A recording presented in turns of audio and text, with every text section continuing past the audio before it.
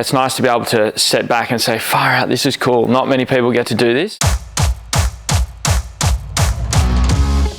Why did I apply for MasterChef? I loved cooking, number one. I enjoyed sharing meals with people to tell stories. I did a lot of traveling. My mum was an amazing cook, and I was working as a lifeguard, which is really fun and really fulfilling, but it's a young man's sport, and I wanted to do something a little bit different and put in the application. And then next thing I knew, I was actually just over the road here at Everleigh doing the big group audition, and it went from there. I certainly wasn't thinking that this was going to be life-changing, career-changing sort of application. I thought it would be a great time and a great opportunity to learn, have a bit of fun, do something new, do something different, and then I'd be probably like back to lifeguarding, or I always wanted to be in the fire brigade, or doing something sort of normal-ish. But yeah, I never sort of forecast the fact that it would create, like I said, it's been 12 years now, where I am today and what I've been able to do. It's been pretty awesome. Part of the reason I applied was because I saw people like Callum, a young guy who was cooking, and I was like, oh, I can do that.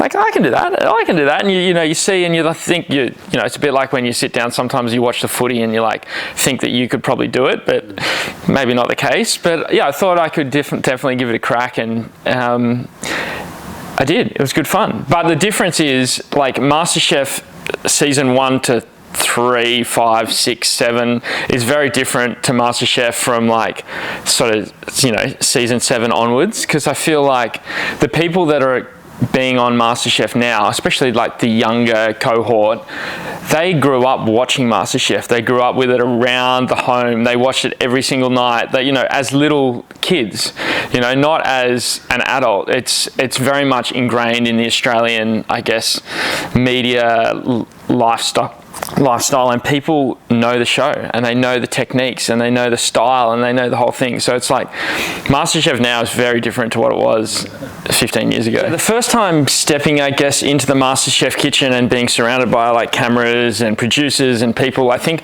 a lot of people still don't realize that MasterChef is obviously shot, edited, and then brought to air. Like, some people still think it's like happening as they're watching it, but there is a massive team of people behind the scenes, producers, camera, sound, food team, art team, the whole machine is massive. And you've got 24 cooks on the first day, and you've probably got 3 times that in team that are sort of behind the scenes that you never see on the camera. So it is absolute chaos. It's madness.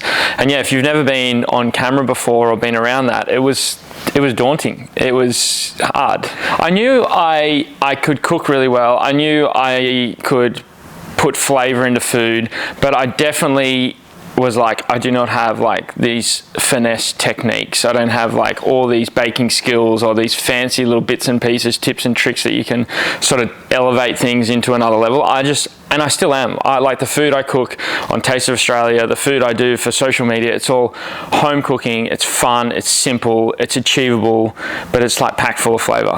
And that's where I'm at. I'm not like Reynolds or even Reese. Reese is an amazing baker, but he's also done time at like Fire Door and all these incredible restaurants here in Sydney. So he's got like this skill level that's like, again, a step up. In those early days of MasterChef, it was very much like a core piece of Australian TV. So everyone knew who you were. Everyone was familiar with the show.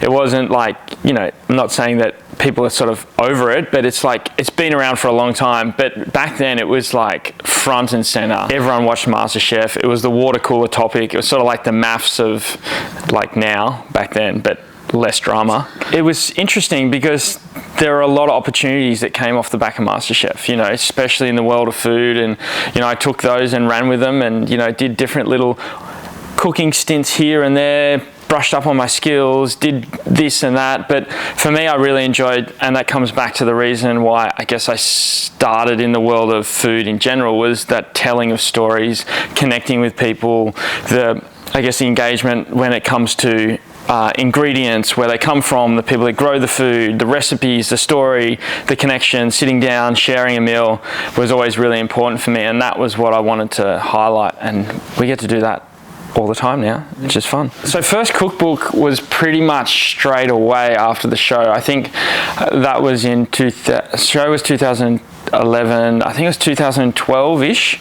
Yeah, Dish It Up. That was another baptism of fire, like into like the world of publishing and what goes into it, and the time and the effort and the recipes and the photography and the costs, and you know, the whole thing is pretty insane. So we did that book, did another book with Dan Churchill, Surfing the Menu, which was based off our TV show that we did together.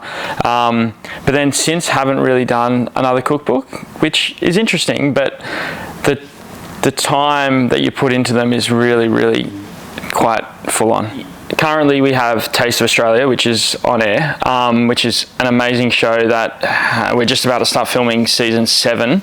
So that's going to be 70 episodes of TV, which is a lot, which I'm very, very proud of. To go from finishing MasterChef to, you know, starting that show 2019, nearly sort of 10 years later, it was 10 years of hard work. You know, it was pitching ideas, getting offered ideas, knocking ideas back, ideas taking off and then falling apart. It was this roller coaster of like, yes, yes, yes, yes, no, no, no, no, yes, yes, yes, yes, no. And for me, I was very proud of myself for sort of sticking at it.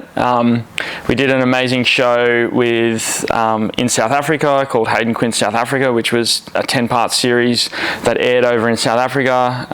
It's on SBS Food here as well every now and again. Did the show with Dan Churchill, Surfing the Menu, Next Generation, which was the sort of spin-off from the Curtis Stone Surfing the Menu. And then a couple of other little shows here and there. Did some hosting for Family Food Fight, which was on Channel 9. With Anna, Matt and Tom, which was a whole heap of fun. Really, really cool. That was, I guess, when you go from like what we do with Taste of Australia, where there's like 6 of us, a very small team, that sort of was back to MasterChef level production. You know, there's 50, 60 people running around behind the scenes. You know, it's a fun, amazing thing. And that's the one thing I love about TV and the opportunity that I get now is it's teamwork. And it's the same in the kitchen, it's the same in the MasterChef kitchen, it's the same behind the scenes. You know, everyone's working towards a common goal, whether it be creating a beautiful dish or making an engaging TV show. So I'm one of the crazy people that's done MasterChef first time originally. Then I did MasterChef All Stars, which was like in 2013, I think, a couple of years after I did it, which was wild. And then we recently did MasterChef Back to Win 2020. So that's a lot of MasterChefing and it only got harder every time. So it's funny, you go in completely oblivious, 2011, oh my God, I don't know what's going to happen. There's like, whatever. If I get kicked off in the first week, I go back and I do my life. But then when you sort of start creating a career around food and you go back once and you do, oh, okay, this is okay, sweet. But you go back sort of like nearly close to 10 years later, and there's like all this expectation and, you know, this drive and want, and you're surrounded by, like I was mentioning earlier, you know, someone like Reese or Poe or Reynolds, who, you know, people that have had real Laura, industry experience. They own their own restaurants. They work in a kitchen every day. I don't work in a kitchen every day. I work creating a TV show, which is a lot of time behind the computer. It's a lot of like developing, it's a lot of wheeling and dealing, and not that you don't do that with restaurants, you do, but you know, being physically in a kitchen, that was not what I did. So walking back in 2020 and seeing all these amazing people who I love and I'm like really good friends with was very daunting, but got through some of it. When we all sort of came back to win, everyone was quite comfortable in the space because we'd all been there before. We were all peers. We were all doing it for the same reason. We're having a good time. Obviously, we wanted to win and do as good as we could, but it was just a great opportunity to connect, to learn, to have a bit of fun, and I guess show people what we've learnt over that time period. It was still freaking hard and like anxiety riddled like competition, which is terrifying, but I think most of it was a whole lot of fun. And it was nice to, you know, obviously we had the new judges. It was the first time they'd come into the show, and it was really quite a special time. I had a big moment in South Africa actually where I was sort of coming off the back of a interesting relationship that wasn't going too well, and I was reading a lot of like self-help books and things like that, just getting a lot of self-love and understanding and learning. And one of the big things I realized was like a lot of the first part of that South Africa trip, it was sort of just like flying by. I wasn't actually engaged and in the moment and appreciating what I was doing and what I had the privilege to be able to do. And it was just sort of this awakening of like, okay, you're here, you're working hard, there's a lot going on, but you know, you're in Cape Town, you're in Franschhoek, you're, you know, in Stellenbosch, you're at all these beautiful places, you're in Hermanus, and you're seeing and exploring a country that people would pay thousands of dollars to be able to do. So for me, it was an opportunity to be like, okay, we're in work mode and we're working hard, but at the same time, need to step back, look around, be grateful, be thankful, and actually soak up what you're doing. And I tried to sort of take that forward into everything we do now, but it can be hard because, you know, with Taste of Australia, for example, there's only 6 of us in the crew. I'm one of the executive producers, creators, writers, me and Ashton, and there's like a really tight 4 of us that actually make the whole thing work.